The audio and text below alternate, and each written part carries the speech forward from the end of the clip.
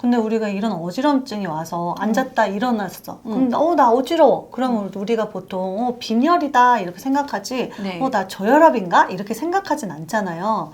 그렇다면 이 빈혈과 이 기립성 저혈압은 어떻게 구분하나요?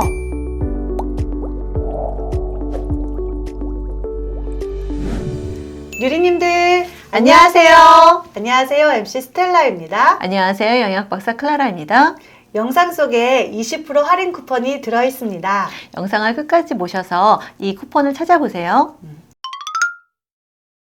박사님, 네. 요즘에 그 어떤 기사를 봤는데 한가인 씨가 네. 5년 동안 원인 모를 어지럼증 때문에 되게 고생을 했다고 하더라고요. 예. 그래서 이번에 병명이 나왔는데 기립성 저혈압? 네. 이렇게 판명이 나서 그걸 좀 고쳐서 조금 좋아졌대요. 네. 그래서 오늘은 이 기립성 저혈압이 무엇인지, 기립성 저혈압에 도움이 되는 영양제는 무엇이 있는지 알아보려고 합니다. 네, 예. 최근 기립성 저혈압에 대한 연구가 많이 증가하고 있어요. 특히 이제 고령화 사회가 되면서 기립성 저혈압에 대한 관심이 굉장히 높습니다. 한국 고령자 한 15에서 20%가 기립성 저혈압을 가지고 있다고 얘기를 하고 있습니다. 저는 저혈압 하면은 그냥 혈압이 낮아서 생기는 질환이라고 되게 가볍게 생각을 했었는데 네. 이번에 한가인 씨 기사를 보니까 그냥 가볍게 넘길 만한 질병은 또 아닌 것 같아요. 예, 맞아요. 그래서 이 기립성 그 저혈압이 종류가 굉장히 많고 되게 위험해 보이더라고요. 네, 기립성 저혈압은 세 가지 형태로 나눌 수가 있어요. 첫 번째는 징후성, 속발성 저혈압인데요. 이거는 우리가 기저질환을 갖고 있을 때, 예를 들어서 뇌혈관 질환이나 심혈관 질환이 있을 때 그로부터 나오는 증상들이 있는 저혈압이에요. 두 번째는 본태성 저혈압인데 이런 심혈관 질환하고는 전혀 상관이 없이 나오는 저혈압입니다. 그래서 내가 두통이라던가 또는 이제 어지럼증, 또 불면증 또는 심하면 이제 시력 장애까지도 또는 실신까지도 올 수 있는 것이 이 본태성 저혈압이에요. 그리고 지금 말씀하셨던 기립성 저혈압은요, 자세를 갑자기 바꿀 때 우리가 하반신으로 이제 피가 몰려 있잖아요. 네. 그것이 이제 뇌와 심장까지 이제 전달돼야 되는데 그게 되지 않아서 우리가 현기증이나 이제 어지럼증 또는 실신까지 나타날 수 있는 증상들이 기립성 저혈압입니다. 근데 우리가 이런 어지럼증이 와서 앉았다 일어났어. 그럼 나 어지러워. 그러면 우리가 보통 빈혈이다 이렇게 생각하지. 네. 나 저혈압인가? 이렇게 생각하진 않잖아요.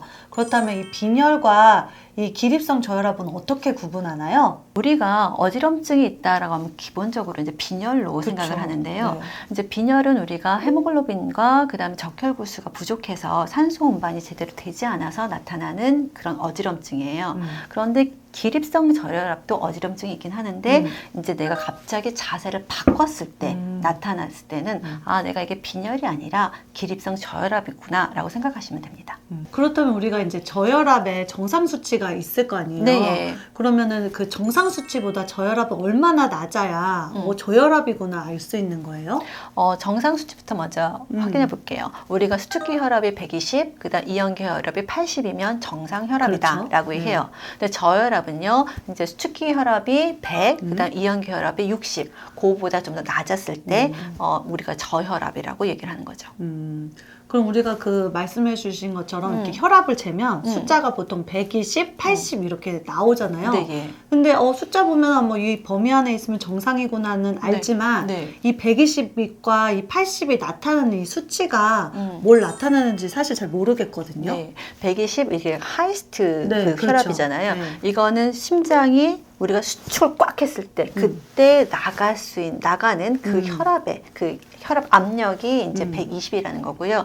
그다음 이완기 같은 경우는 내가 이제 수축을 하기 이제 최대 수축을 하기 바로 전, 그러니까 아직 이제 이완되어 있는 상태에서 나오는 혈압, 그게 이제 80인 거죠. 그러면 우리가 평상시에 기립성 저혈압의 그 예방에 도움이 되는 방법이 뭐 또 있는 방법이 있나요? 네, 있어요.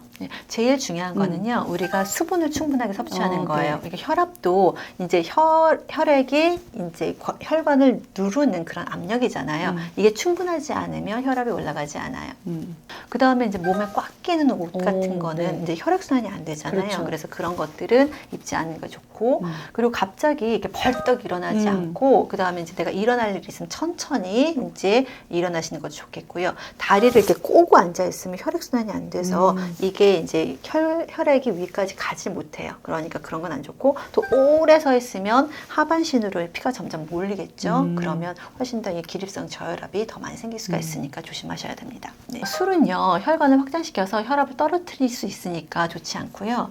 그 다음에 내가 이뇨제나 혈관 확산제 또는 안정제 같은 것들을 드시는 분들은 특히 기립성 저혈압을 주의하셔야 합니다.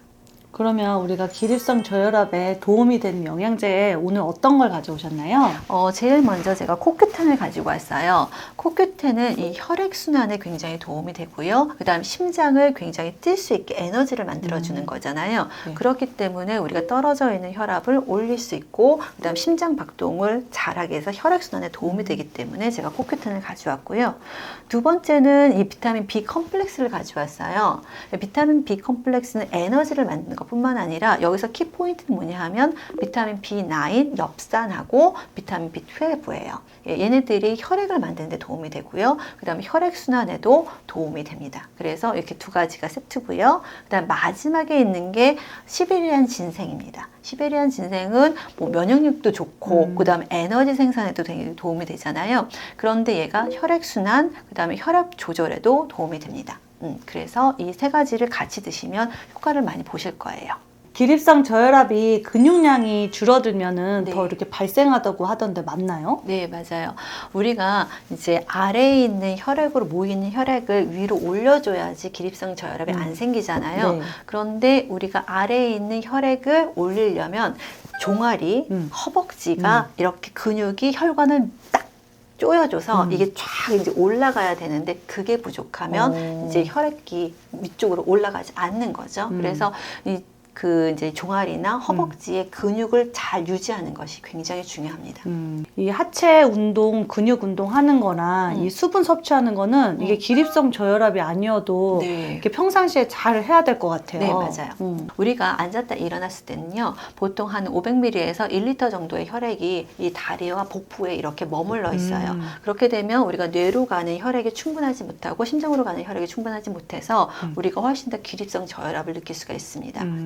그래서 그런 건지 그 압박 스타킹이 도움이 된다고 하던데 맞아요? 네, 맞아요. 아까 말씀드렸잖아요. 네. 이렇게 이 정도 500ml나 1리터가 여기 다리하고 복부에 이렇게 머무른다고 했잖아요. 네. 그래서 압박 스타킹이 도움이 되는데 이게 종아리까지 오는 거 말고 허리까지 올라오는 거. 허리까지. 그래서 쫙 이렇게 아. 압박을 하면 그 피가 이제 올라가니까. 그렇구나. 난 왠지 뭔가 압박이 되면 더 이렇게 혈액순환이 안 될 것 같은데 압박 스타킹이 도움이 되는군요. 네, 기립성 저혈압. 아, 그러면 우리가 이렇게 혈압을 올리려면 이게 짠 음식을 먹는 사람들도 있잖아요. 네. 그럼 이 짠 음식은 어때요? 요즘에는 사람들이 짜게 먹는 걸 좀 안 하고 저염식을 많이 선호하잖아요. 그렇죠. 그런데 이제 저염식 또는 고염식 이런 것이 아니라 적당하게 먹는 것이 중요합니다. 최근 세브란스 병원에서 실제 혈압은요, 우리가 짜게 먹던 싱겁게 먹던 그거에 관련되는 거 아니라 소금 대사 유전자와 관련이 있다고 보고하고 있어요. 소금 대사 유전자요? 네. 그게 뭐예요? 소금 대사 유전자는요, 우리 몸에 들어있는 염분을 조절하고 처리하는 유전자예요. 최근 연구에 따르면요, 우리가 먹는 소금을 개인에 따라서 이 유전자에 따라서 이제 처리하는 방법이 다르다고 합니다. 똑같은 양의 소금을 먹어도 소금 대사 유전자에 따라서 어떤 사람들은 소금을 먹었는데 혈압이 당연히 올라가는 사람이 있고요. 어떤 사람들은 아무 변화가 없는 사람이 있고 어떤 사람은 심지어 떨어지기까지 해요. 예, 이것이 소금 대사 유전자의 차이 때문에 그렇습니다. 오늘은 박사님과 기립성 저혈압에 대해서 알아봤는데요. 혈압이 너무 높아도 안 좋고 낮아도 안 좋은 것 같아요. 그러니까 적당한 수치를 유지하는 게 건강에 도움이 되는 것 같습니다. 네, 다음 시간에는 우리 루푸스 병에 대해서 알아보려고 하는데요. 궁금하신 유리님들은 우리 다음 시간에 만나요. 안녕!